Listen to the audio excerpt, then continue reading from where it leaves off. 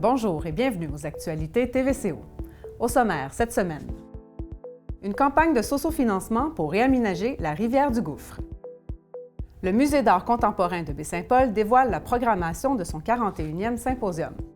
On célèbre le mois de l'arbre et des forêts avec la coop de l'arbre. Êtes-vous prêts pour les 47e rendez-vous de la santé de Baie-Saint-Paul? Un nouvel espace pour la librairie Baie-Saint-Paul et un voyage à Vienne avec le chœur polyphonique de Charlevoix. Bonne émission!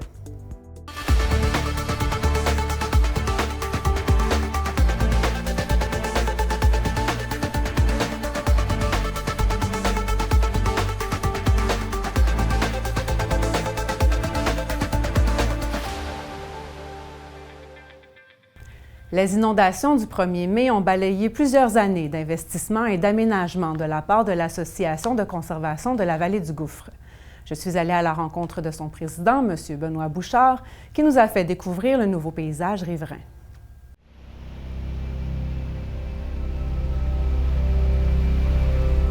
La saison de la pêche au saumon est à nos portes et c'est dans un tout autre paysage que les pêcheurs devront s'aventurer sur les rives de la rivière du Gouffre. Là, vous pouvez voir là, qu'est-ce que ça a donné, là, parce que voyez-vous, là, quand on s'en vient de même en ligne directe, là, c'était toute la verdure. Ça, ouais. Là, ça tassait. On voit l'arachide dans la rivière, là. Oui, c'est venu s'affaisser dans le fond de l'eau. Ça là, c'était la verdure, là, le sentier passait là.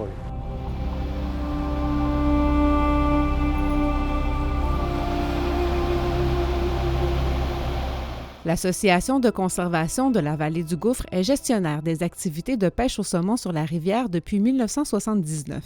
Il y a eu des aménagements, ils ont répertorié des fosses, ils ont aménagé des accès aux fosses, ils ont signé des ententes avec les propriétaires riverains.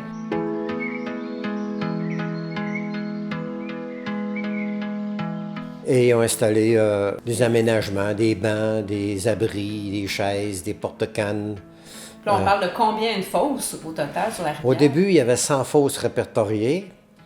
Il y en a maintenant 61 d'entretenues d'un bout à l'autre. La quasi-totalité des aménagements et infrastructures mises en place au courant de ces années a été emportée par la grande crue du 1er mai. Vous voyez les dunes de sable, là? C'est l'eau passant, là. Regardez, on voit le dénivelé, là, ce que ça a fait, là. Puis c'est le passant en avant de la grange, puis en arrière de la grange. Ça filait directement en bas, là.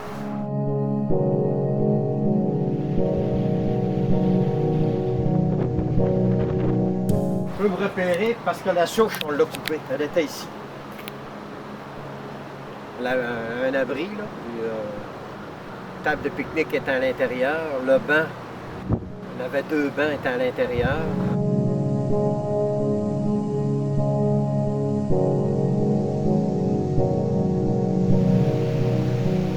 Les coûts rattachés au ramassage des débris et au réaménagement des accès sont évalués à 50 000 $. Une campagne de sociofinancement est d'ailleurs en ligne pour soutenir l'organisme via la plateforme GoFundMe. Vous savez, c'est un bijou qu'on a dans la région. C'est un moteur économique qui a des retombées selon le ministère, de près de 2 millions dans la région. C'est la première rivière qu'on a quand on descend, là, le fleuve. Là, c'est la première rivière à saumon qu'on peut pêcher. Là, on réalise vraiment qu'on a un bijou dans la vallée du Gouffre. Ouais. Puis, il faut le protéger, ce bijou-là. Puis, il faut le mettre en valeur. En ce qui concerne la faune aquatique, les biologistes se font rassurants. Le poisson sera au rendez-vous. Toi, quand ils vendent, c'est quoi que tu fais? Tu t'en vas à l'abri. Le saumon, le poisson fait la même chose. Quand il y a de la tempête, quand il y a de la misère, il descend dans le fond de la rivière, il se met il se protège, puis il n'y a pas de problème. La ressource saumon est dans l'eau, il est dans sa nature, il n'y a pas de problème. Bien que les travaux soient déjà avancés entre Baie-Saint-Paul et Saint-Urbain, plusieurs portions sont encore en évaluation et le haut de la rivière encore inexploré depuis les inondations. Voyez-vous, cette fosse-là, c'était juste les professionnels qui pouvaient y aller. OK. Parce que, vous savez, là, pour faire le lancer, là, puis pas que ta mouche prenne dans les zones, puis que ça fonctionne. Ouais. Là, voyez-vous, monsieur, puis madame, tout le monde, n'importe qui va avoir de la place à lancer. Elle devient facile. Très facile. À changer de niveau. Même le novice, là, celui qui commence, là, va pouvoir la faire, cette fosse-là.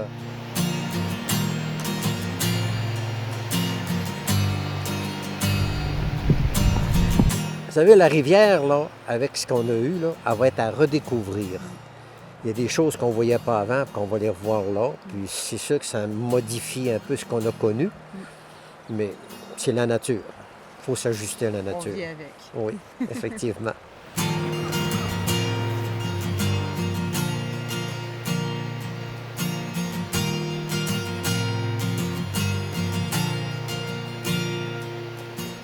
Le Musée d'art contemporain de Baie-Saint-Paul présente une programmation bien garnie pour l'édition 2023 du Symposium international d'art contemporain.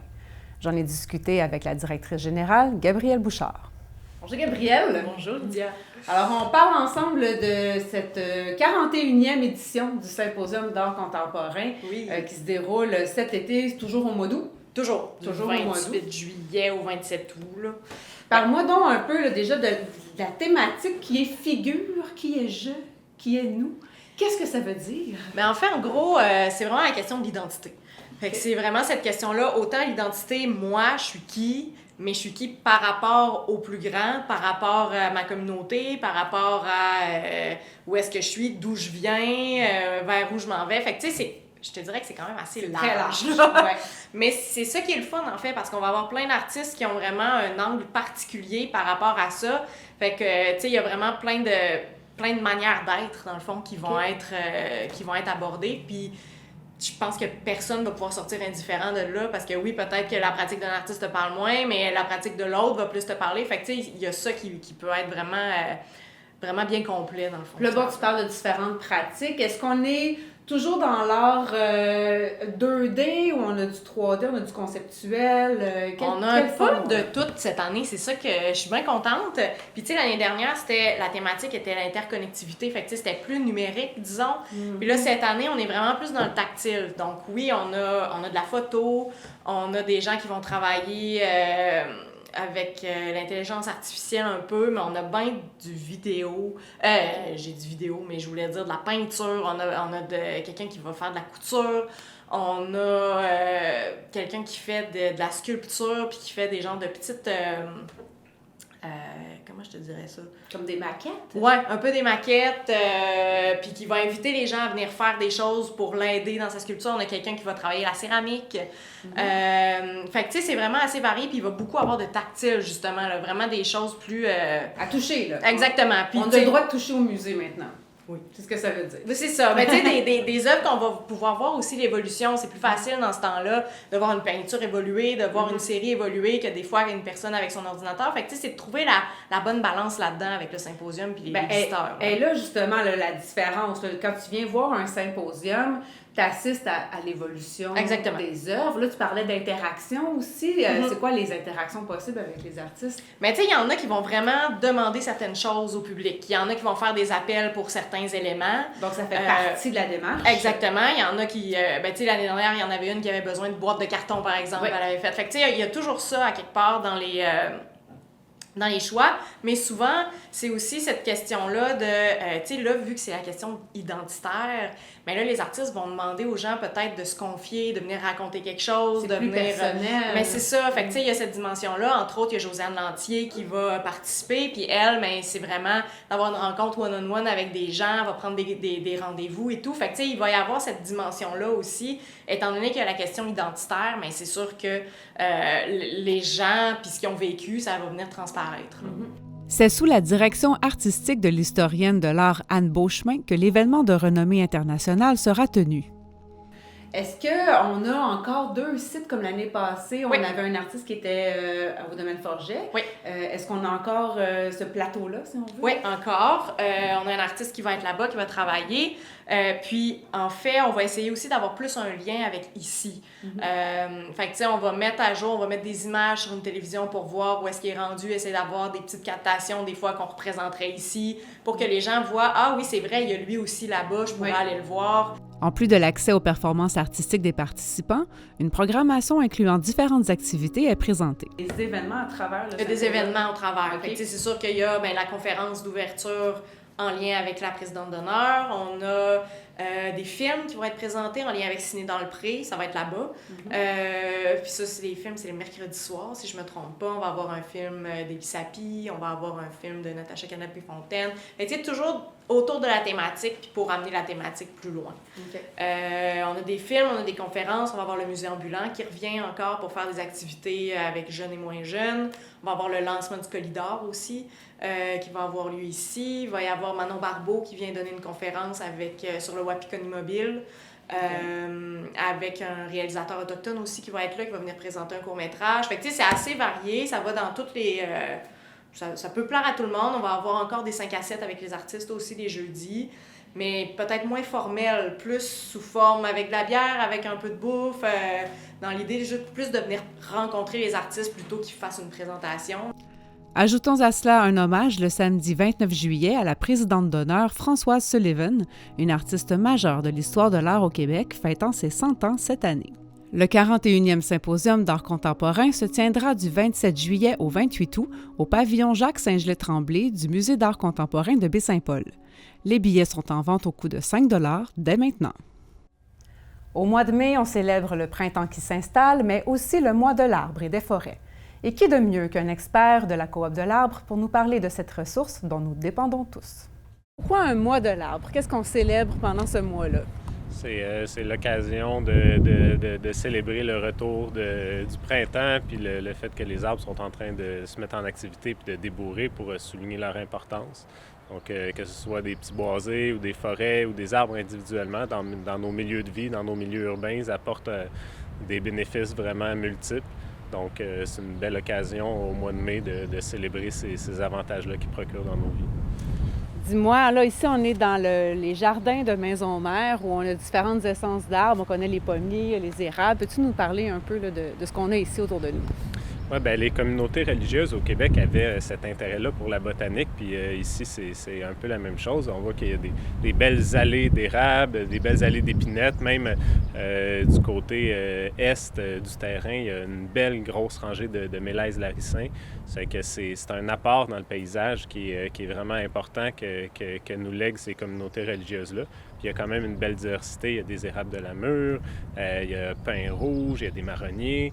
Donc, puis il y a évidemment beaucoup de pommiers. C'est que ça donne un lieu vu qu'il est meublé par des arbres qui sont rendus de gros calibre, qui sont rendus vieux. Ça donne un cachet vraiment unique au centre-ville de Baie-Saint-Paul.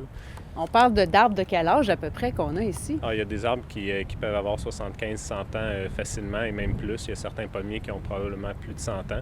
Puis il y a aussi des jeunes arbres à travers, donc il y a une relève. Puis nous, à notre manière, on essaie de contribuer à ça en mettant en valeur les arbres, en les élaguant, en leur faisant des soins pour leur permettre de vivre encore plus longtemps, puis en faisant de la plantation. Ça fait qu'il y a quand même un renouvellement qui est en train de se faire. Du côté du boisé du quai, dont la coop s'occupe aussi là, pour préserver un peu l'environnement, qu'est-ce qu'on a de ce côté-là qui est intéressant? C'est un très, très beau boisé, le boisé du quai, avec des essences d'arbres maritimes comme une pinède qui est vraiment extraordinaire. Donc, c'est vraiment une belle forêt. Là, à l'occasion justement du mois de l'arbre, les municipalités vont faire la distribution de petits arbres qu'on peut planter à la maison. Est-ce qu'il y a des essences qui sont plus intéressantes que d'autres?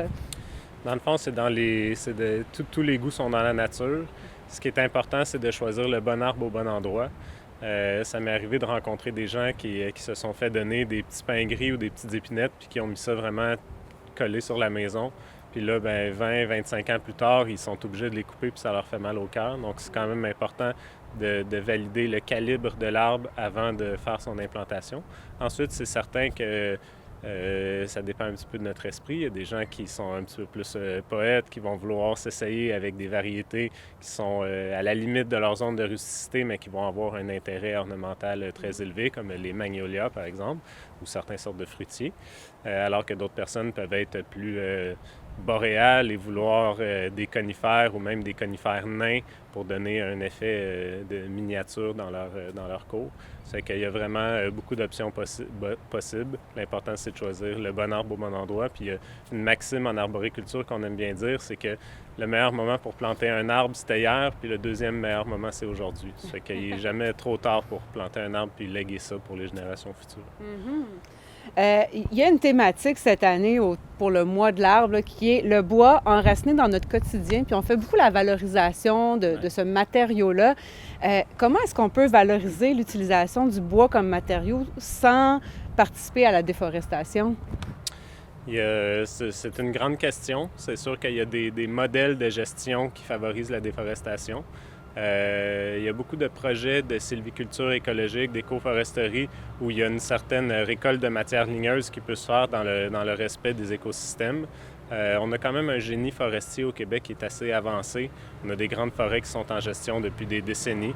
Puis même si on sait qu'il y a de la déforestation puis qu'il y a des grands pans de notre territoire qui sont bûchés assez sauvagement, il y a un très, très grand potentiel de développement pour tout ce qui est d'écoforesterie. Qu'est-ce que tu dirais de la santé de nos forêts dans Charlevoix? Comment ça se porte? C'est une vieille forêt? C'est une forêt qui a été déjà toute bûchée puis qui est repoussée par la suite? C'est très variable. Il y a des morceaux de vieilles forêts. Il y a des endroits qui ont été récoltés. Il y a des endroits où il y a eu de la sylviculture plus intensive, donc il y a des grandes plantations. C'est assez varié. Puis c'est un territoire où c'est tellement escarpé que ça a probablement limité un peu les opérations forestières de plus grande envergure comme ça se voit dans le nord du Québec. Donc on a quand même la chance d'avoir une couverture forestière qui est quand même assez intéressante dans Charlevoix. Si on veut en apprendre plus via les activités de la Coop de l'Arbre, c'est quoi les activités que vous proposez cet été là, auxquelles on peut participer? Nous, dans le fond, à la Coop de l'Arbre, notre principal secteur d'activité, c'est les soins des arbres. Ça fait qu'on offre plus le service d'abattage, d'élagage, de plantation, d'aménagement, de soins des arbres, de fertilisation, donc à peu près tous les travaux possibles qui sont reliés aux arbres. On a une expertise depuis plusieurs années maintenant dans Charlevoix pour ces travaux-là. On a notre projet Gourmande qui est plus du côté du volet de la sensibilisation où on va faire la récolte de produits forestiers comme les épices boréales, les champignons. On va transformer les sèves pour faire du sirop d'érable, du sirop de bouleau. On va amener des gens en forêt faire des excursions. On va amener des groupes d'élèves pour les sensibiliser à toute cette gastronomie boréale-là puis aux choses qu'on est capable de trouver puis de valoriser sans nécessairement être dans une optique de récolte de bois. Donc, c'est une manière de voir la foresterie autrement. Donc, notre projet Forêt Gourmande a des activités durant tout l'été puis à l'automne aussi pour les champignons.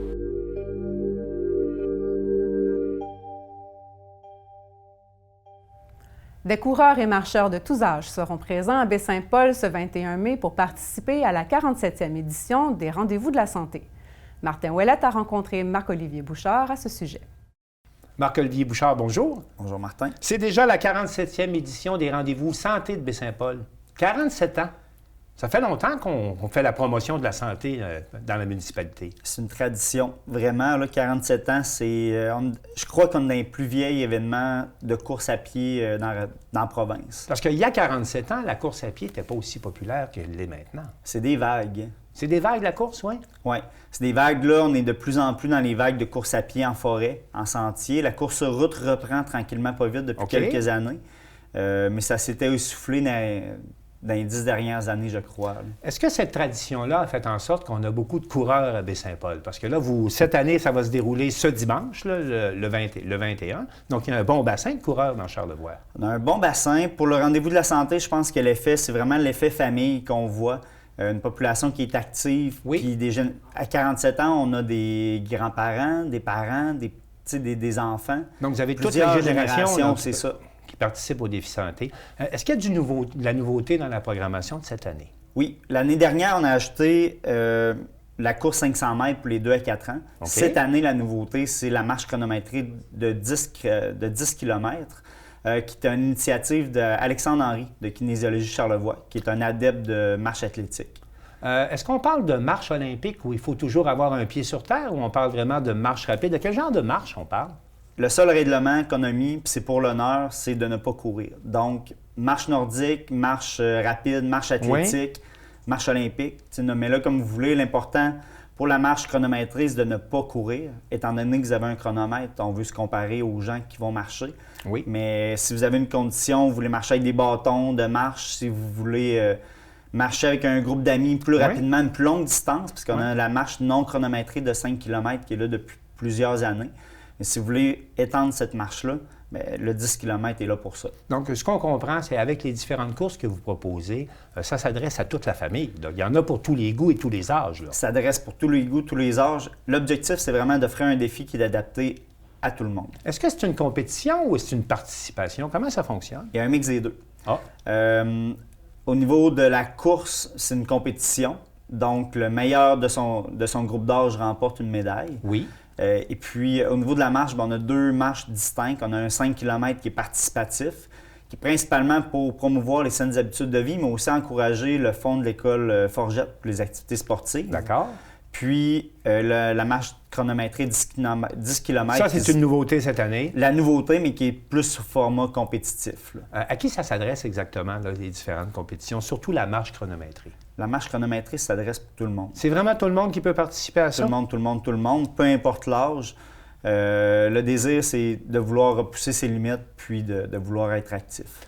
Au moment où on enregistre, les inscriptions sont terminées pour ce dimanche, mais est-ce qu'on constate une augmentation au niveau de la fréquentation? Il y a une diminution, puis le rendez-vous de la santé, je crois, a été victime un petit peu de la pandémie. Ouais. Ou des inondations à Baie-Saint-Paul? Des inondations. On était en plein lancement du dernier blitz de promotion quand les inondations sont arrivées. Donc, on a refait un blitz sur 2 semaines. On a eu une centaine d'inscriptions dans les 5 derniers jours, mais pas assez pour aller atteindre les chiffres des dernières années. Est-ce qu'on pourra s'inscrire au moment de la compétition dimanche matin? Oui, vous pouvez vous inscrire dès 7h30 au Centre éducatif Saint-Aubin jusqu'à 45 minutes avant votre épreuve.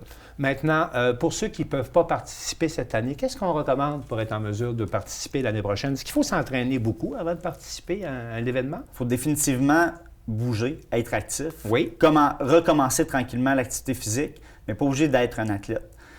Pour éviter les blessures, là, pour un 5 km, par exemple, de commencer un mois à l'avance, ça pourrait être bien. Puis pour un 10 km, bien, un 6 semaines à 8 semaines avant de recommencer progressivement la course à pied, c'est suffisant aussi. Le défi du rendez-vous de la santé, c'est qu'on est une course de début de saison. On est au mois de mai. D'accord. Mais dans Charlevoix, de début avril, mi-avril, à aller jusqu'au mois de mai, là, on a assez pour s'entraîner pour ces défis-là. Et si on veut participer ou se préparer pour l'an prochain, on va à quel endroit pour avoir les informations? Sur notre site Internet, qui est courirbaie-saint-paul.com, il y a une section qui est entraînement, où David Savard-Gagnon, qui est un de nos bénévoles qui participe à l'organisation, il y a quelques années, a fait des programmes d'entraînement qui sont évolutifs pour préparer les gens. Pour Puis on les retrouve là? On les retrouve. On les a laissés, ils sont toujours disponibles. Eh bien, Marc-Olivier Bouchard, merci beaucoup et je vous souhaite un bon rendez-vous de la santé. Merci beaucoup. Merci.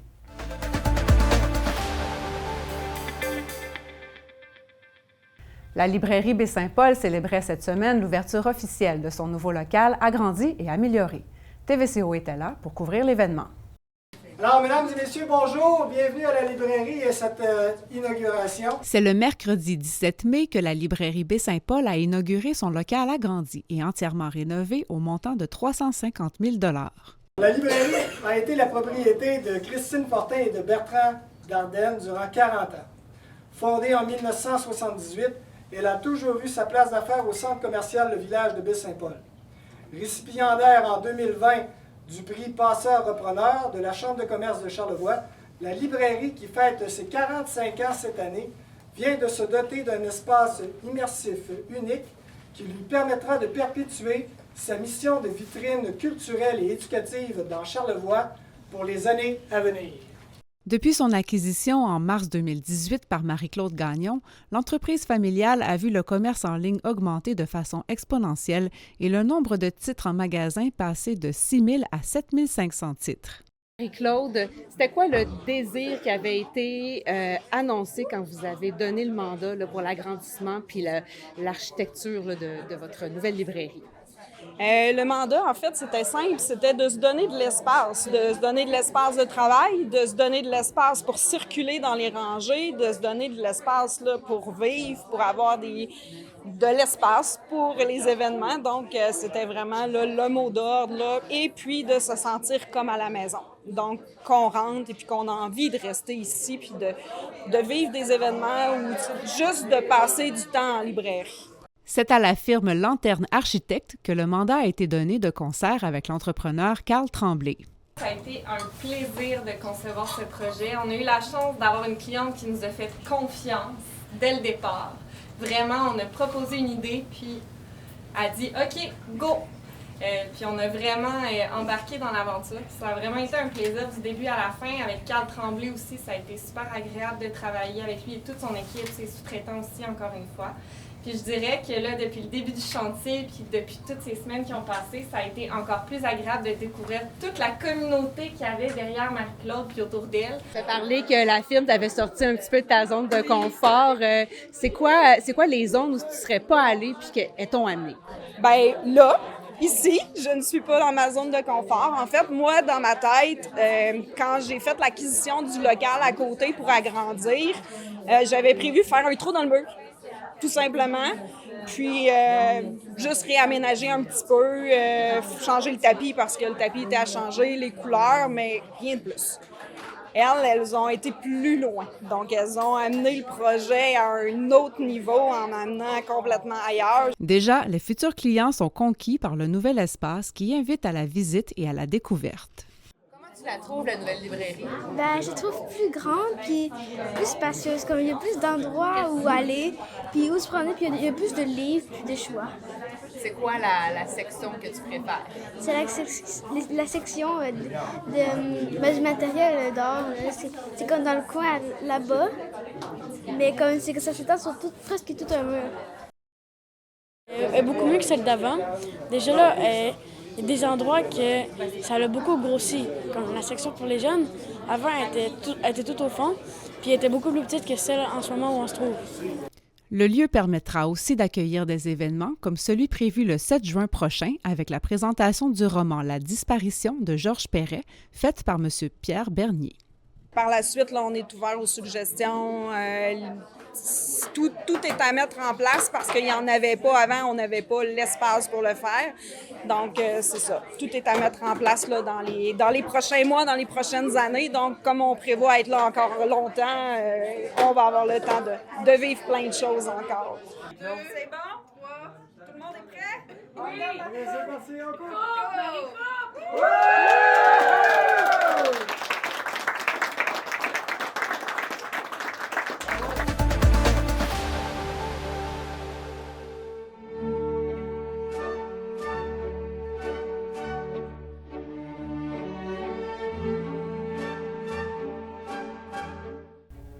Vous avez peut-être reconnu le Danube bleu de Johann Strauss. Si la musique viennoise vous fait vibrer, vous serez heureux d'apprendre qu'elle fait partie du répertoire qui sera présenté par le Chœur polyphonique de Charlevoix le 28 mai prochain. Madame Louise Lapierre était dans nos studios pour nous en parler.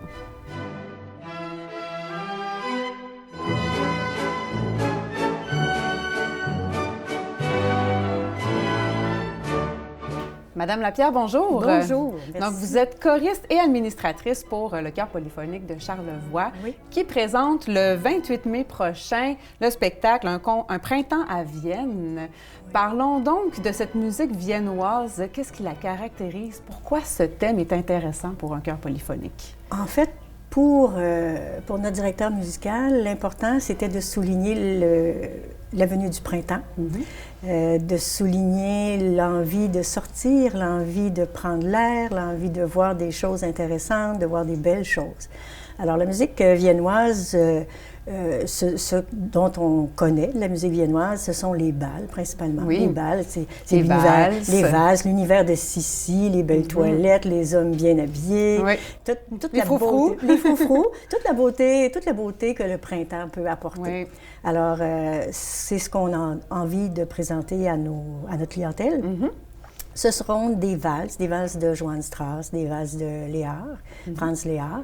C'est de la musique enveloppante, c'est de la musique opulente. C'est toute une...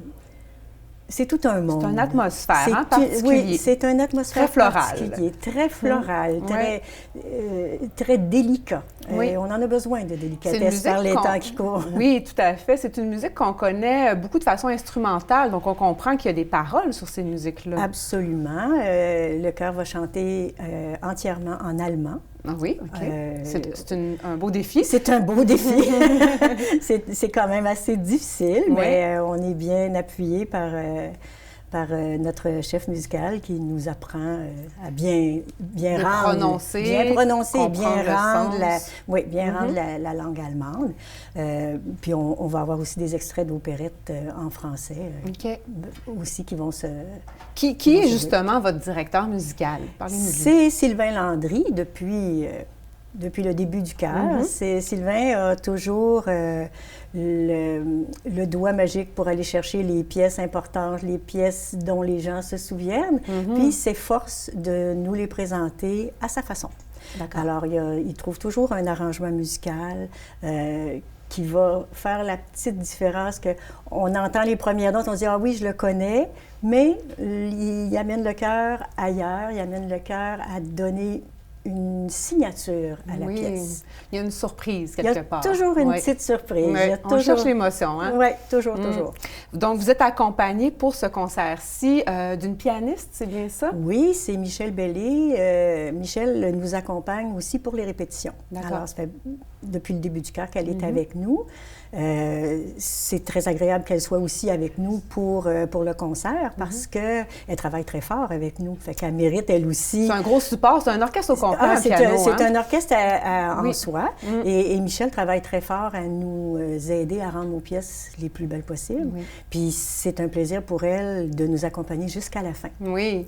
Et vous avez aussi une soliste qui vous accompagne, Émilie Baillargeon. Oui, Émilie a une formation de comédienne et de chanteuse. C'est une soprano qui travaille beaucoup avec les groupes musicaux à Québec, mais qui viendra nous donner quelques pièces en solo et va sûrement aussi accompagner le chœur dans certaines pièces. D'accord.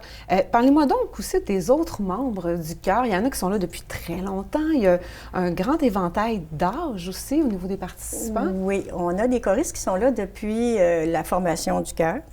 Ça fait au-delà de 20 ans qu'ils sont là. C'est des gens qui connaissent très, très, très bien la musique. Ce sont des musiciens aguerris. C'est un niveau assez élevé quand même. Assez élevé. On parle amateur, mais semi-professionnel quelque part. Ah, Sylvain considère qu'on est... Professionnel? Qu'on est professionnel. Oui, c'est ça. Oui.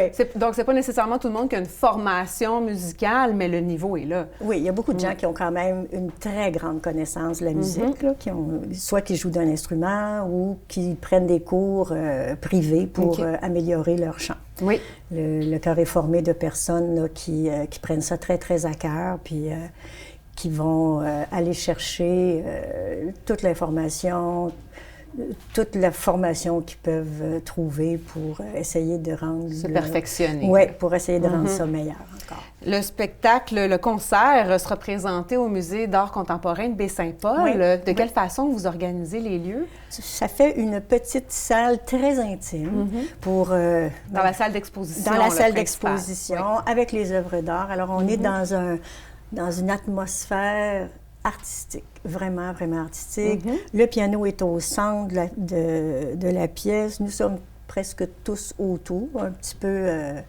pas nécessairement debout autour, mais en tout cas, on est près du piano. Alors, il y a une proximité.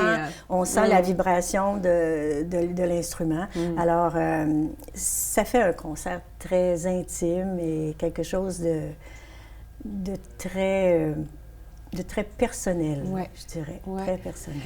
Une seule représentation, le 28 une seule représentation, le 28 à 1h30 l'après-midi. OK. Les billets sont déjà en vente présentement? Les billets sont en vente déjà auprès des choristes. Vous pouvez les obtenir en les réservant sur le site. Sur le site du Chœur Polyphonique? Sur le site du Chœur Polyphonique et par téléphone. Là, sur les affiches, on nomme le numéro de téléphone. Donc, c'est 25 $25 pour les adultes et 15 $ pour les personnes de moins de 18 ans. Parfait. Bien, merci beaucoup, Mme Louise Lapierre. Merci, ça m'a fait plaisir.